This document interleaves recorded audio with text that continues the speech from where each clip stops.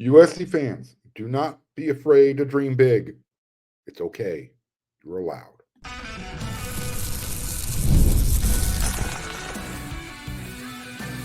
You are Locked On Trojans, your daily podcast on the USC Trojans, part of the Locked On Podcast Network, your team every day. Fight on, everyone. I'm your host, Mark Holkin, and thank you for making Locked On USC, part of the Locked On Network, your first listen every day. Whether you're watching the show on YouTube, wherever you want to download your podcast, the show's always going to be free, and you know I'm always going to appreciate your support. Today's episode is brought to you by FanDuel. Now, through September 22nd, this weekend, all FanDuel customers, you can bet $5 and get a 3-week free trial of NFL Sunday Ticket on YouTube and YouTube TV. Visit FanDuel.com and you can get started today. USC is getting ready to take over the big house. And last year, I would have said that. You would have like, what? That would have been a pipe dream, Mark. Well, not anymore. The Trojans actually might be the better team this year. And for their first Big Ten conference game, what better place to test yourself than in the big house against the reigning national champion Michigan Wolverines. Coach Riley spoke with the media on Thursday via Zoom, like he always does, and he was asked this question. He was asked if the vision that defensive coordinator Danton Lynn had for USC, for the defense, if it's held true. This is what Coach Riley had to say. Quote, "It's completely held true. I think he's very confident, committed to how we want to play. Not rigid, but there's a style that we want to play that he believes in and I believe in. We're just continuing forward and continue to progress with that.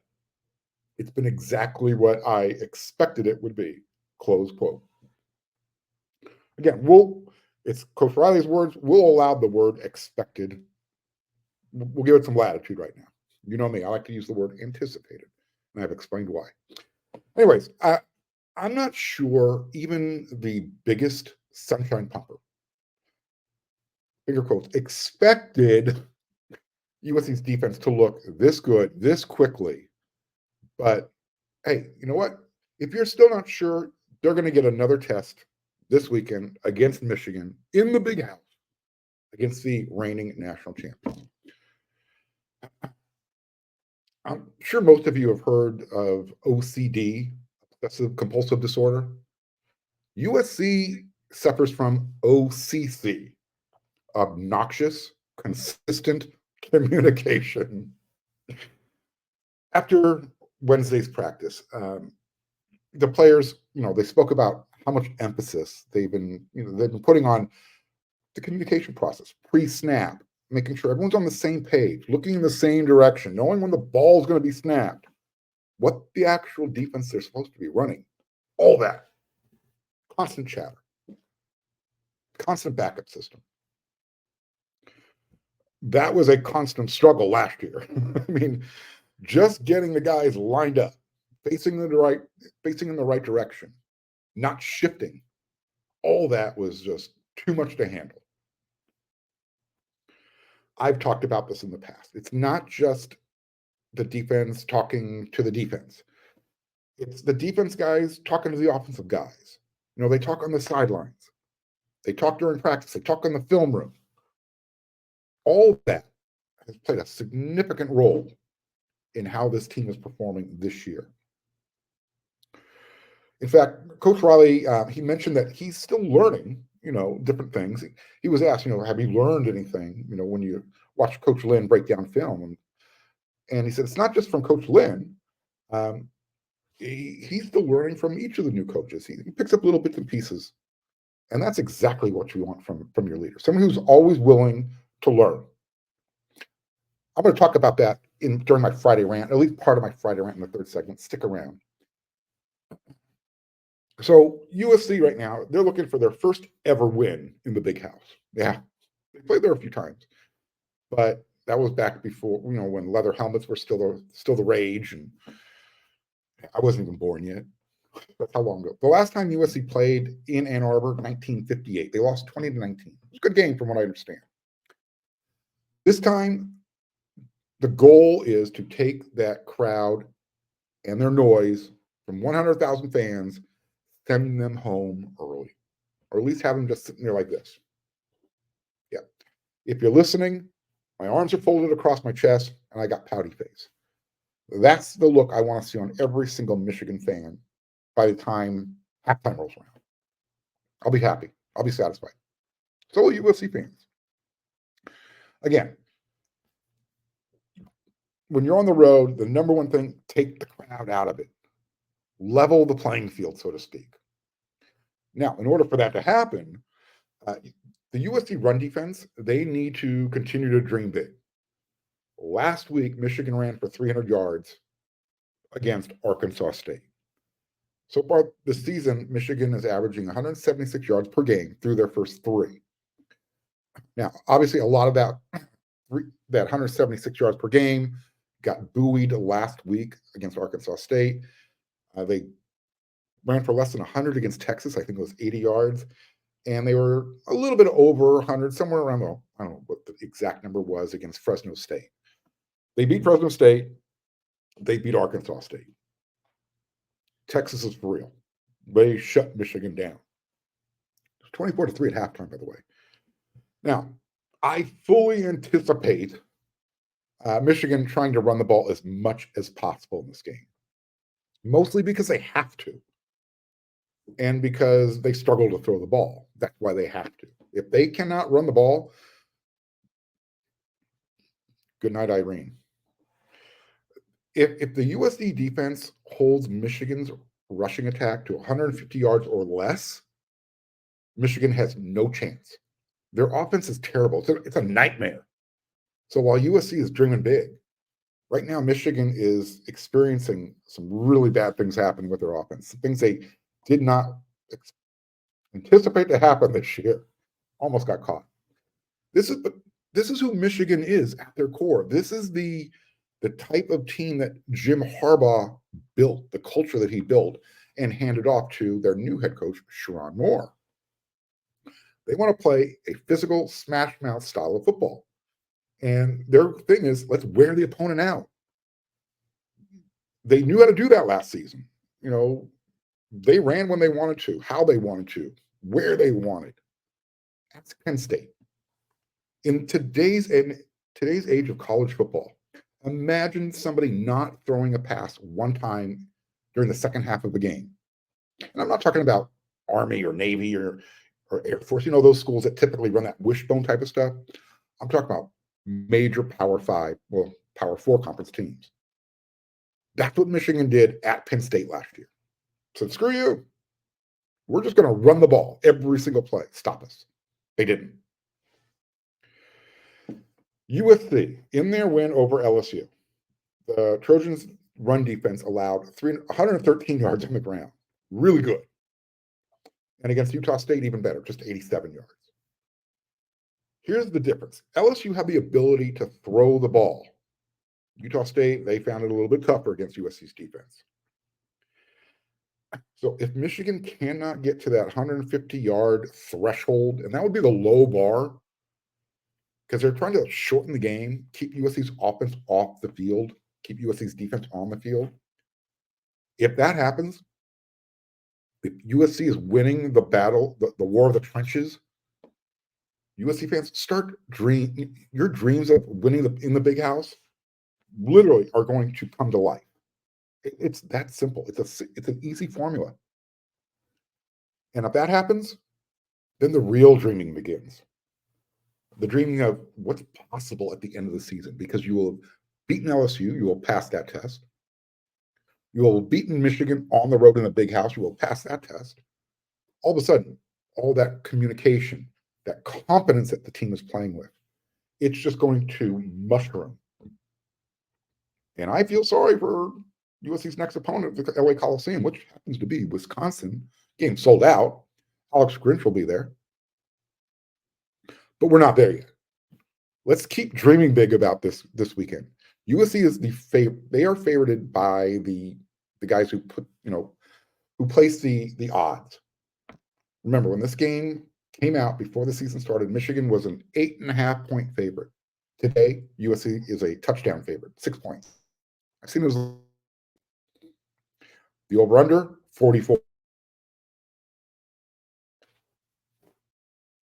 tells me that they think USC's got a really good defense. They might hold Michigan to very few driving patience. What brings home the winning trophy is also what keeps your ride or die alive. At eBay Motors, they have everything you need to maintain your vehicle and level it up to a peak performance. From superchargers, roof racks, exhaust kits, LED headlights, and more, whether you're into speeds, power, or style, eBay Motors has got you covered. With over 122 million parts for your number one ride or die, you'll always find exactly what you're looking for. And with eBay Guarantee Fit, your part is guaranteed to fit your ride every time or your money back. Because with eBay Motors, you're burning rubber, not cash. With all the parts you need at the prices you want, it's easy to turn your car into that MVP and bring home that win. Keep your ride or die alive at ebaymotors.com. Eligible items only, exclusions apply. eBay Guaranteed Fit only available to U.S. customers.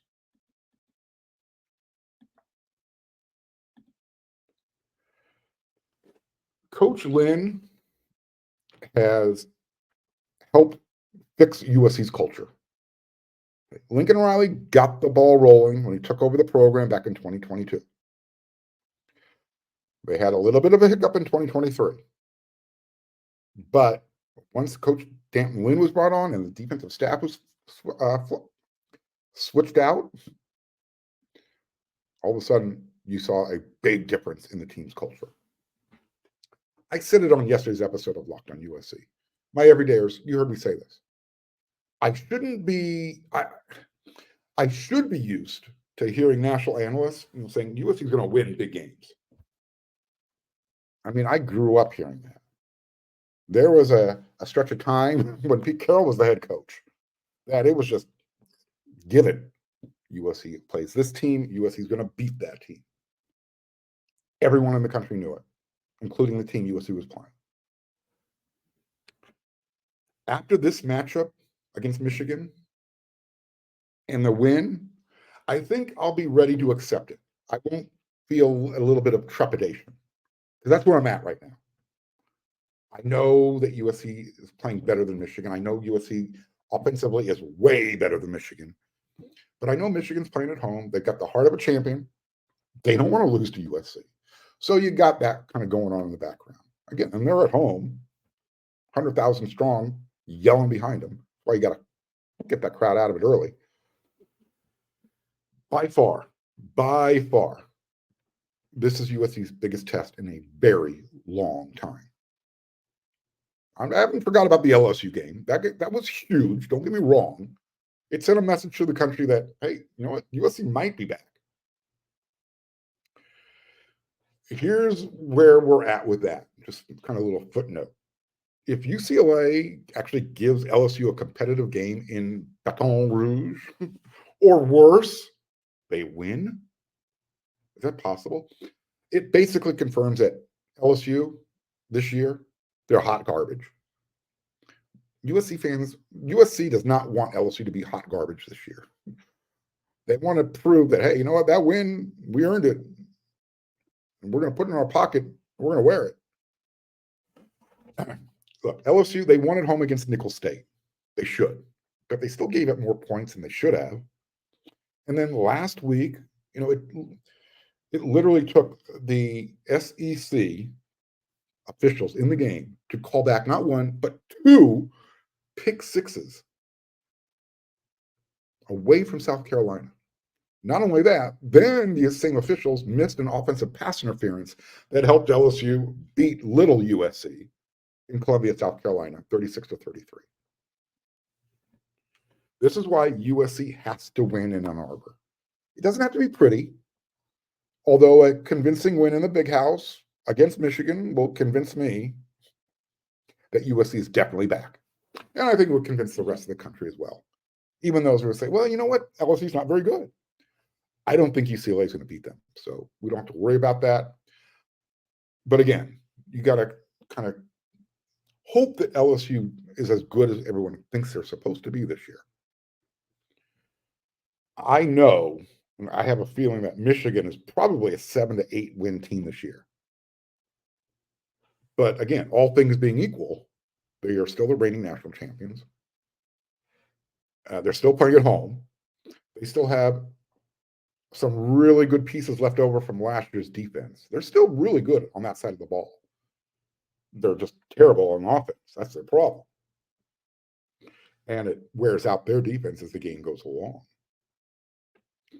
So again, USC winning in the Big House 1 year after they won 7 regular season games, and they were lucky to do that.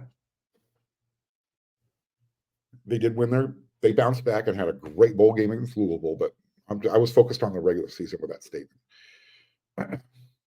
Again, if USC can go into the Big House, play that smash mouth style of football, beat Michigan at their own game, yeah,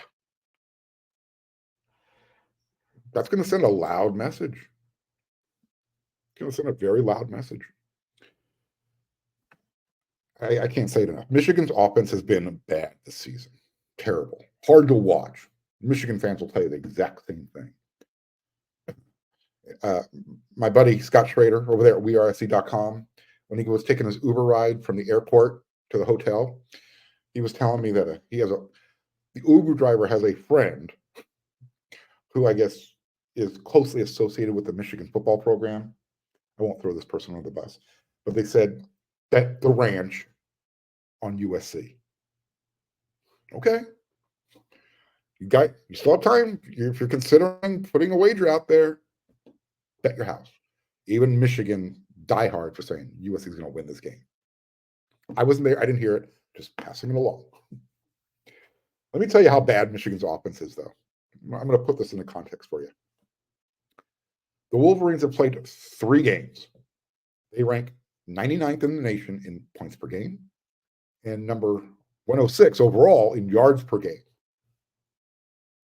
That's not good. That's not good at all. What if I told you that Sharon Moore's team in Ann Arbor ranks 5th in both categories, just among the teams that have the word Michigan in their name? Okay. Eric McKinney found that little nugget, and I had to share that with you guys. I thought that was hysterical. There's a lot of teams in Michigan. So if Michigan is 5th, who's ahead of them? I have a feeling Michigan State is. I have a feeling maybe at least 3 of the directionals. That just tells you how bad Michigan's offense is this year. Their head coach, Sharon Moore, he's hoping to change that this week.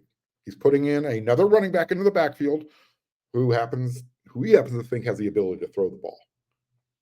People who watch Alex Orgy throw the ball might have a point that, or at least have a seat at the table and have a discussion about it. I know I would. Let me put it to you this way: if Alex Orgy suddenly, develops into Caleb Williams, USC's Achilles heel could be exposed again. That was the title of one of my shows earlier this week, when Michigan's head coach announced he was making a quarterback, putting in Alex Orgy, who is a running quarterback. Throughout USC's history, that's been their Achilles heel, stopping a mobile quarterback. Doesn't matter who the head coach is, who the defensive coordinator is, never fails. I think it's going to be a little bit different this year, though. So, and trust me, USC fans, because this was some of the blowback I got from that episode, I am acutely aware of what Stanton Lynn's defense did to USC last year, shutting them down, including Caleb Williams, who was a very mobile quarterback, very crafty. But there is a difference. Let's not forget this. And I understand it was a rivalry game last year, USC versus UCLA.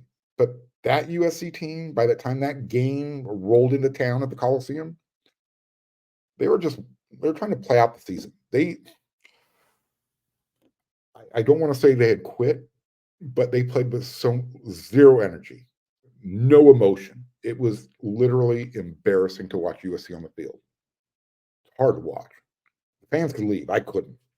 I had to stick it out up there in the press box and write this down and come on here and do a post-game reaction. I'm anticipating having a much happier post-game reaction when USC's done beating Michigan this year.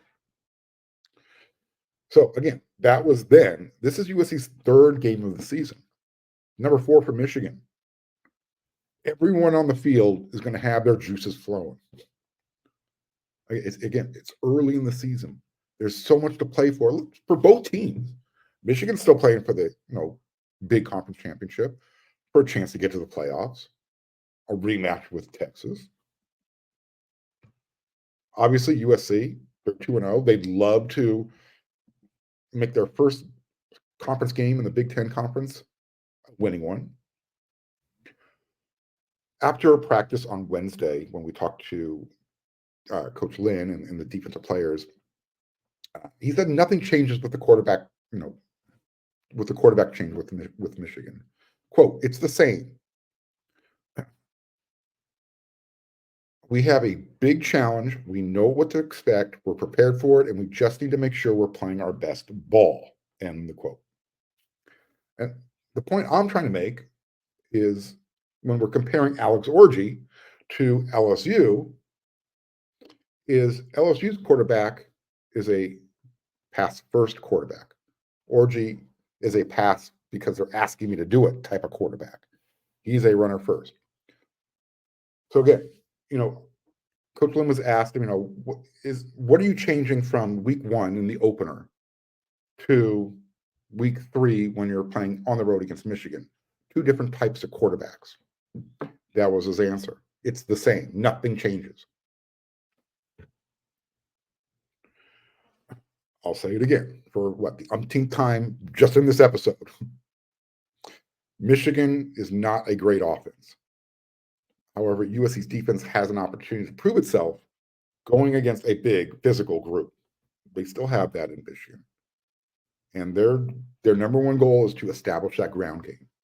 Coach Lynn added it. He added a little bit more. You have no idea what they're going to do, what they're going to game plan. But at the end of the day, we just have to play our rules and play our style of ball. Easton Mascarenas-Arnold, a little bit more diplomatic with his words. It's going to be a new challenge playing against a running quarterback, and it's going to be something that we're going to enjoy doing. It's not something we've faced yet, so a new challenge is always something fun for a defense. USC did. They played Utah State with the pig farmer, but USC's defense shut him down. So maybe Kamari Ramsey. Let me have him just wrap up this segment for us. Quote, it's about what we do. It's about us playing our game, not really focused too much on the opponent, just being ourselves, being the Trojans, communication, playing fast, being physical, close quote. That's what I anticipate seeing on Saturday afternoon in the Big House.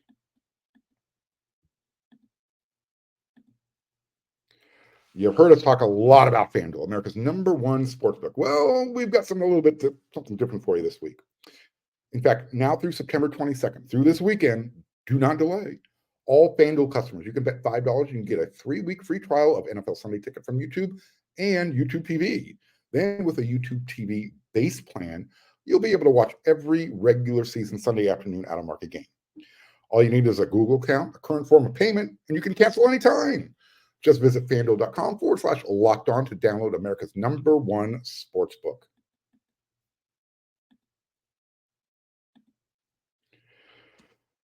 I love traveling. I really do. Love it a lot. But I also like when people listen and they understand what I say. I have folks who listen to this show and they think they heard something, but instead of asking for clarification, they hear what they want to hear. How hard is it to follow directions? Oh, by the way, welcome to the Friday rant. Just listen, pay attention. And this message isn't for my everyday listeners and viewers so much as it is for the worker at the Panera, bread factory inside the airport. How hard is it to follow directions? It was a simple one. I said no cheese. I said no cheese the second time I brought the sandwich back because they made it with cheese. That time, I yelled over the counter to the person working behind there, no queso. Wanted to make sure They understood English, Spanish. He was Spanish. Well, I don't know if he was from Spain, but he spoke Spanish. Anyways, I'll be a little bit more, I'll have a little bit more latitude when I go to Wisconsin. Trying to ask for no cheese in Wisconsin, probably not the right thing to do. But I don't know. Listening and communicating, it's really big with me. It's one of my vices. I like to be able to communicate my message. And if somebody doesn't understand what I'm saying, ask and I'll clarify it. I was a little upset. I hadn't eaten all day. And I did not think I should have. I wasn't anticipating waiting 45 minutes for a bacon and egg sandwich on ciabatta. And they make it fresh. It's not like they take it out of the microwave wrapper and stick it in the microwave. So the first time it came with American cheese. The second time it came with Asiago cheese. Like, what's going on here? So there I am, sitting in the airport, working away, getting the story ready for wearesc.com, thinking about what I'm going to talk about here on Locked On USC. And sitting to my right, three young men. You look over, you look at them, oh, piercings everywhere. I mean, eyelids, bullring, chin, earrings. I'm fine with that. That's not really bothers me. But what bothers me is the attitude today. And I'm not going to spend a whole lot of time on this. Nevertheless, I started listening. I was eavesdropping on their conversation. And as it turns out, I had completely misjudged who these young men were. College kids going to SMU. And they were literally the complete antithesis of who I thought they were. We had this great conversation. We communicated. We learned from each other. They taught me something. I'm old enough to be their dad. Let me just put it that way. They were in their early 20s. And I was stoked. I loved it. I try and stay, hip with what's going on in today's generation. And I have a big problem with today's generation, the lack of respect, the attitude, the expectation attitude that everyone seems to have. Not everyone, but a large majority. These young men, not at all. And what blew me away was, like I said, they were the complete opposite of what I thought they were. They were youth ministers. Blew me away. And one guy said, yeah, I was kind of looking over your shoulder. I was watching you typing. I love sports. And I was kind of looking at what you were typing out then. I was really fascinated by that. So that's what kind of started our conversation. Long story short, I told him, yeah, I cover USC football, yada, yada. I'm going to Michigan, covering the game. He was super stoked. He goes, yeah, man, I love sports. And I go, I love going to all the SMU football games and the basketball games. I said, oh, by the way, you're going to like your new head coach, Andy Enfield. He goes, yeah, I've seen him. He's pretty cool. All right, we'll see. Anyways, it was time for me. It was time for them to leave. And I still have some more time. He goes, would you mind if I said a prayer for you? I was like, sure. All of a sudden, hand on my shoulder, this guy is, hey, and by the way, make sure Mark and the USC fans have a great, safe time in Michigan and they come home with a win.